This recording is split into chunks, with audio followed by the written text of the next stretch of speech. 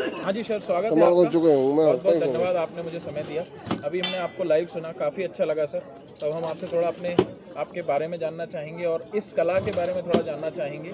और एक बात और जो मैं मेरे चैनल पे रखता हूँ, जो है इस कला से जुड़े हुए कैरियर का, क्योंकि हम जानते हैं कि बहुत सारे कैरियर भी इससे रिलेटेड है। आप जैसे आपने भी इंटरनेशनल ट्रैवल किया है, तो कोई बच्चे होंगे जो इस कला को सीखना चाहते होंगे और अपने हुनर को आगे तक लेना चाहते होंगे, तो वो कैसे कर सकते हैं? अगर आप इसको सिखाते हैं तो आप भी बताएं, नहीं तो क्या माध्यम से वो कर सकते हैं? तो शुरुआत करें सर आपके पहले इंट्रोडक्शन से। धन्यवाद। खमागनी, नमस्कार। मैं हूं फ़कीरा खान बहादुरेश, जो कि बाड़मेर ज़िले से बिलोंग करता हूं।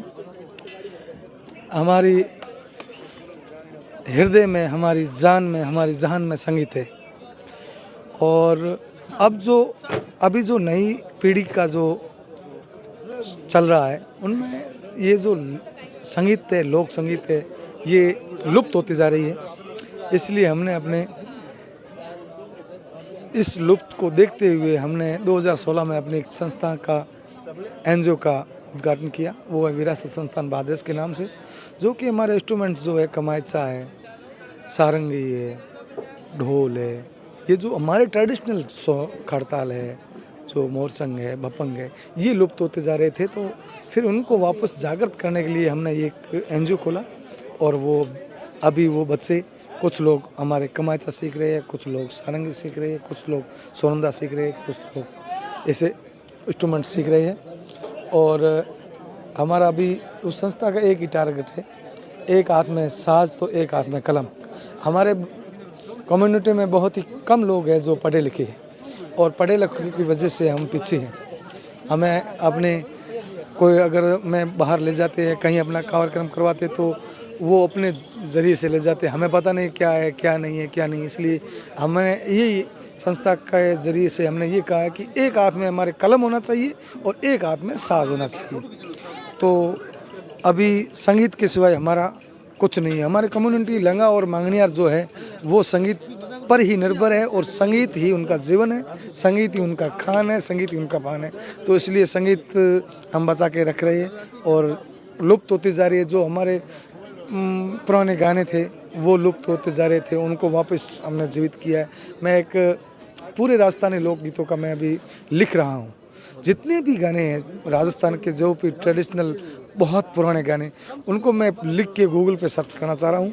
अभी मेरा वो टारगेट चल रहा है, क्योंकि कम से कम 500 गाने होने के बाद में मैं उन गानों को सर्च करूँगा और गूगल पे दूंगा, ताकि हर लोग इस गानों को सीख सके। चाहे हमारे कम्युनिटी के अलावा जो भी दूसरे लोग भी अगर सीखना चाहते, तो उनको वो गाने लिखे हुए मिलेंगे।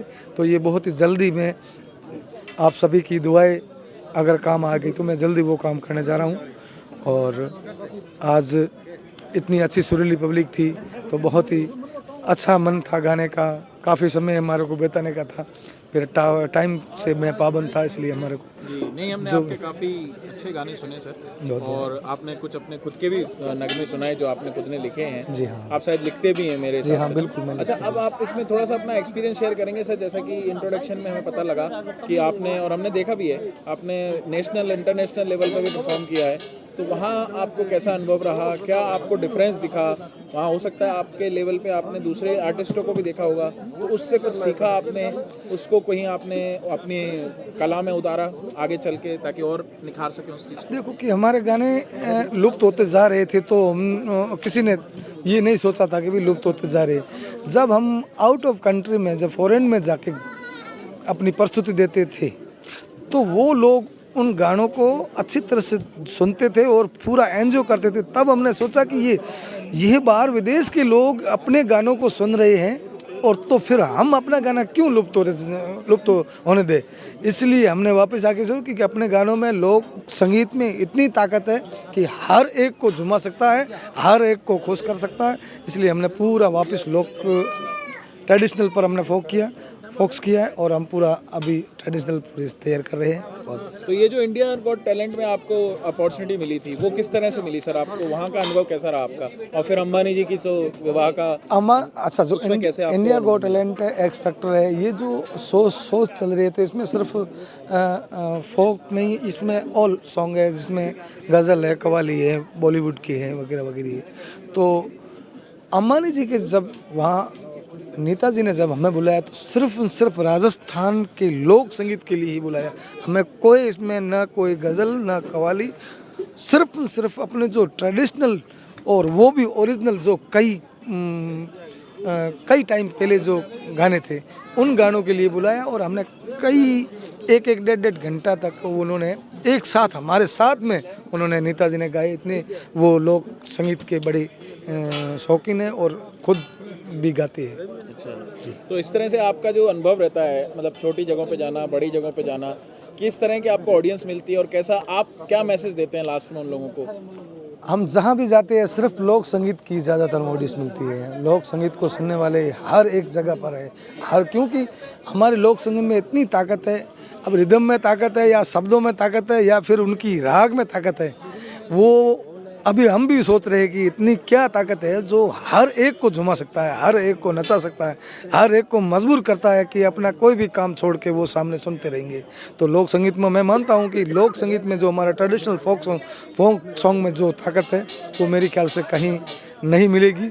इसलिए मैं पूरे कम्युनिटी, हमारे लंगा और मांगनियार्स को, कम्युनिटी को यही मैं संदेश देना चाहता हूँ कि अपनी लोक संगीत को जीवित रखें और कायम रखें। इसके पीछे हम कई दुनिया घूम चुके और जहाँ हमने सोचा नहीं था वहाँ पर अमेरिका, वाशिंगटन डीसी, वहाँ पर शो करना कोई हर एक की बस की बात नहीं। ये सिर्फ लोक संगीत की ही ताकत है जो हमें वहाँ तक खींच लेके गई। तो उस्ताद जी, अगर मैं आपको उस्ताद जी कहूँ तो गलत नहीं होगा आई थिंक, क्योंकि ये एक टर्म होती है आप जैसे अच्छे सिंगर को और गुणी लोगों से बात करने का।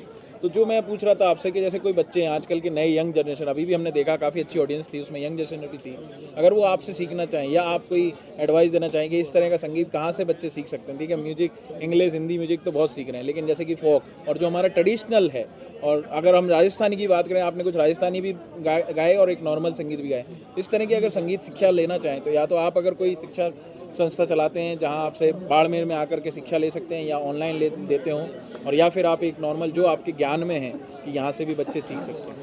अभी तो हमने जो अभी जो हमारा अभी संगीत का जो चल रहा है वो बाड़मेर में ही अभी चल रहा है। तो हमने अभी वो शुरू नहीं किया है। अभी वो हम गाने लिख रहे हैं, गाने लिख के गूगल पे सर्च करेंगे, फिर मैं ऑनलाइन के सबसे संदेश सभी को पहुंचाऊंगी कि जो आप सीखना चाहते हैं उस गाने का पूरा वर्णन जो पूरा मैं लिख रहा हूँ। 500 गाने राजस्थान के जितने भी गाने जो अच्छे जो दुनिया में फैल रहे उन गानों का वर्णन, उदाहरण वो पूरा लिख के और हिंदी शब्द में पूरा गाना का बोल लिख के और ऊपर यूट्यूब पे उसका गाने का लिंक नीचे उसका लिखित, तो वो गाना अगर किसी के पास पहुंच जाएगा तो सीखने में कोई उनको तकलीफ नहीं होगी और काफ़ी ये दुनिया में फैल भी जाएगा। ग्रेट सर, धन्यवाद सर, आपने मुझे इतना समय दिया और अपने बारे में बताया। अंत में एक बार बस जाते जाते एक बार आप कोई अगर अच्छा सा कोई गीत गुनगुनाना चाहें जनता के लिए और हमारी ऑडियंस के लिए।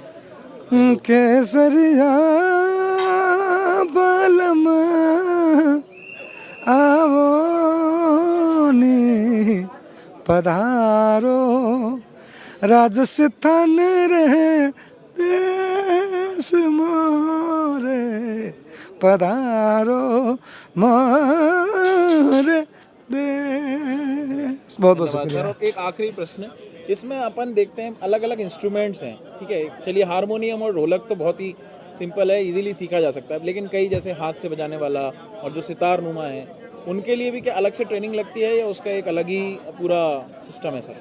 बहुत ही हार्ड है। कमायचा, सारंगी, करताल बहुत ही हार्ड है। अगर मन की इच्छा है सीखने की तो कोई नहीं रोक सकता। अगर भगवान से मिलने की इच्छा है, प्रार्थना करते हो तो भगवान अपने को मिलेगा ही मिलेगा।